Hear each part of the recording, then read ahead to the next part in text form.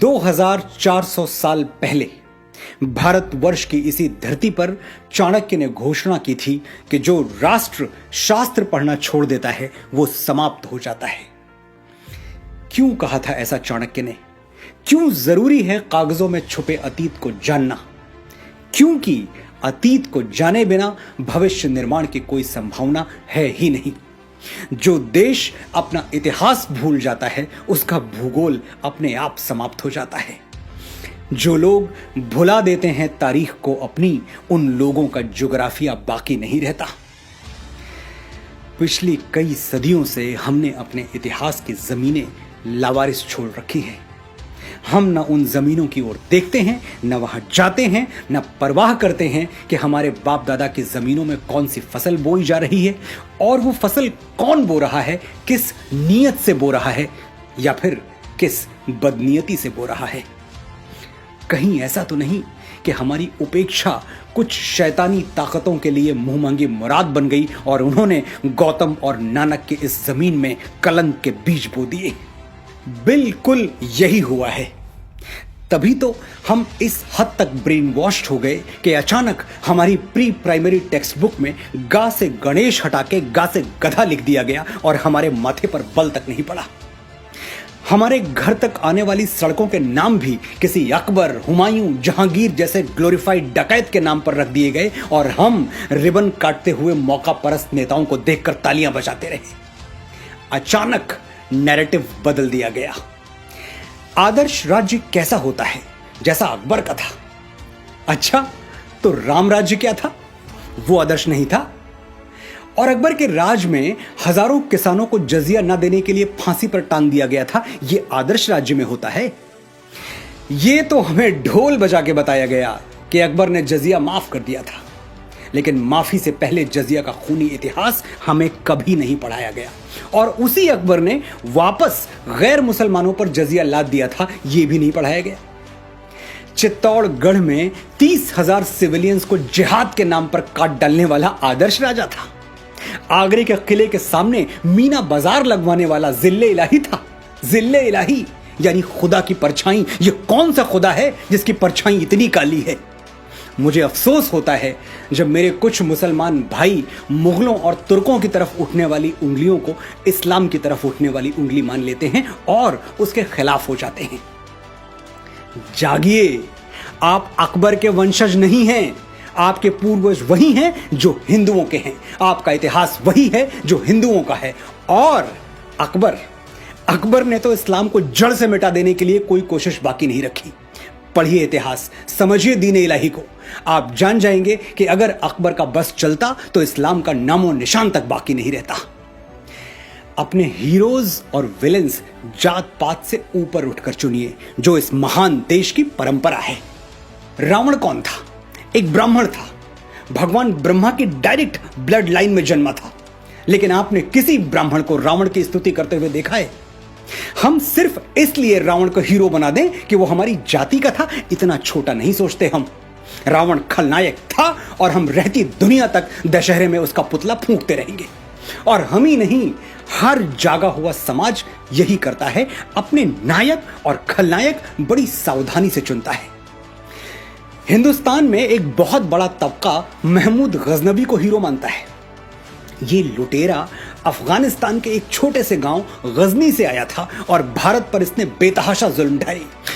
सोमनाथ का पवित्र मंदिर हमारी आंखों के सामने लूट लिया और हम खड़े देखते रह गए। तो होना तो यह चाहिए था कि अफगानिस्तान गजनी को शूरवीर मानता और उसके नाम पर मॉन्यूमेंट्स बनवाता।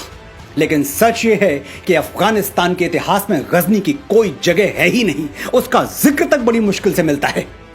अफगानिस्तान के मुसलमानों ने हिंदुओं का मंदिर लूटने वाली अपनी इस नालायक औलाद को डिसोन कर दिया, अपनी ऐतिहासिक जायदाद से बेदखल कर दिया। और दूसरी तरफ इतिहास में जगह किसको दी? कनिष्क को, जो कि कुश डायनेस्टी में जन्मा भारतवर्ष का एक महान बौद्ध राजा था। अफगानिस्तान में कनिष्क के नाम पर होटल्स हैं, इमारतें हैं, जबकि वो मुस्लिम देश है।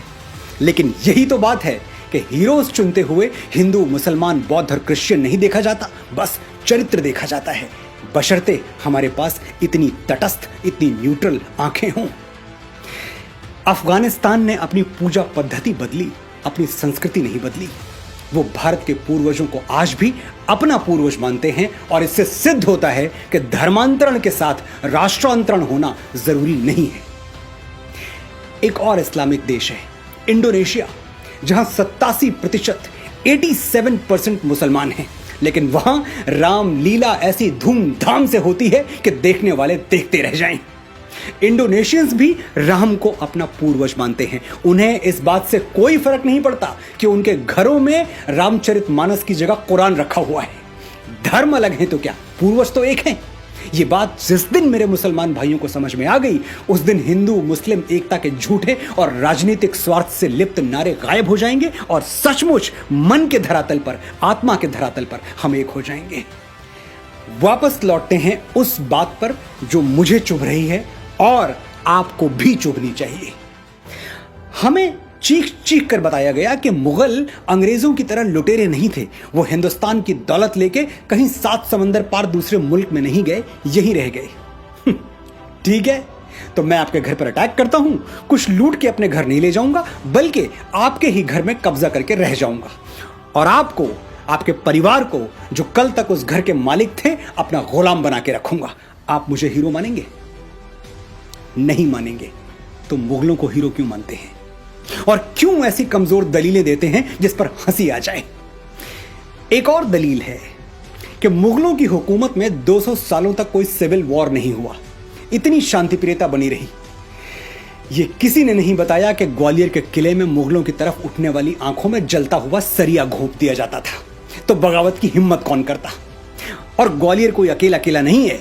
मुगलों के शासन में ऐसे हजारों कंसंट्रेशन कैंप्स थे जो हिटलर के कैंप्स को शर्मिंदा कर दें। जिन आतताइयों ने तख्त को रिश्तों, नातों, मर्यादाओं और उसूलों के ऊपर रखा, हुकूमत के नशे में अपने बाप को कालकोठरी में ठूंस दिया, अपने ही भाइयों के गर्दनें उतार ली। अगर उनके राज में शांति बनी रही तो वो शांति ऐसी ही थी जैसे सद्दाम हुसैन ने इराक में बनाकर रखी थी या फिर किम जोंग टू ने नॉर्थ कोरिया में बनाकर रखी हुई है। ये दोनों नाम गूगल कर लीजिएगा, आपको मेरी बात समझ में आ जाएगी। ये मुगल और तो खैर कहीं भारतीय संस्कृति से प्रभावित नहीं हुए, लेकिन बाबा तुलसी की एक चौपाई का अनर्थ इन्होंने जरूर कर दिया। भय बिन होए न प्रीत, डर के बिना शासन नहीं चल सकता। बस ये भूल गए कि श्री राम ने किन परिस्थितियों में डर का सहारा लिया था। जब समुद्र हजारों विनतियों के बावजूद उन्हें लंका जाने के लिए, अपनी प्राण प्रिया सीता को रावण के चंगुल से छुड़ाने के लिए रास्ता नहीं दे रहा था, तब राम विवश हो गए थे बल प्रयोग के लिए। विनय न मानत जलधि जड़, गए 3 दिन बीती, बोले राम सकोप तब, भय बिनु होए न प्रीति। राम ने साम्राज्य विस्तार के लिए कभी भय का सहारा नहीं लिया। राम राज्य में रहने वालों के लिए राम की घोषणा क्या थी जानते हैं? राम राज्यवासी त्वम प्रोच्चरस्व ते सिरम, न्यायार्थम युद्धस्व सर्वेषु समम कर, परिपालय दुर्बलम विधि धर्मम वरम, प्रोच्चरस्व ते सिरम, राम राज्यवासी त्वम। You live in Ram's kingdom, hold your head high, fight for justice, treat all as equal, protect the weak, know that dharma is above all। Sir उठा के जियो, निर्भय होके जियो, ये राम राज्य है। ऐसे राज्य की तुलना अकबरी कुशासन से हंसी आती है। हम सदियों से इस बात पर खुश होते आ रहे हैं कि शेर शाह सूरी ने दुनिया की सबसे लंबी सड़क बनवा दी, लेकिन श्री राम ने समुद्र पर, पानी पर पुल बना दिया। इसके लिए हम सैटेलाइट इमेजेस मांगते हैं, वरना विश्वास ही नहीं करेंगे। महाराणा प्रताप ने हल्दी घाटी का युद्ध हारा नहीं, यह सिद्ध करने में उस महान मेवाड़ी वीर की आत्मा को 450 साल लग गए। उस दिन हल्दी घाटी में वो राजपूत कुलद्रोही मान सिंह तो महाराणा को नहीं हरा पाया, लेकिन हमारे अविश्वास ने हरा दिया। और महाराणा कोई अकेले नहीं है। पता नहीं अपने कितने वीरों को हमने गुमनामी की अंधी सुरंग में एड़ियां रगड़ के मर जाने दिया और उन जालिमों को झुक के सलाम बजाते रहे जिनके दुष्कर्मों से भारत मां आज भी खून के आंसू रो रही है। समय आ गया है कि हम अपने गिरेबान में झांक कर देखें।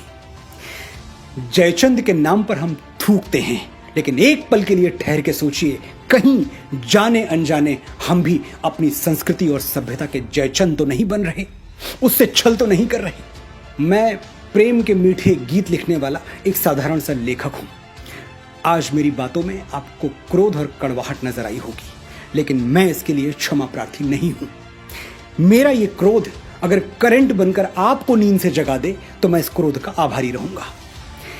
मुझे खुद जागने में कई बरस लग गए, आप इतना लंबा समय ना लें। मेरे अनुभवों से सीखें, सच्चे इतिहास के दबे हुए स्वर गुंजायमान करें, अपने बच्चों के लिए सही आदर्श, सही नायक छोड़ें, झूठे नायकों के मुखौटे उतार के फेंक दें, अपनी विरासत को माथे से लगाएं और इस धरती मां का ऋण चुकाएं जहां मैं और आप बीज बन के फूटे हैं और एक दिन राख बनकर समा जाएंगे। जय भारत, जय भारती।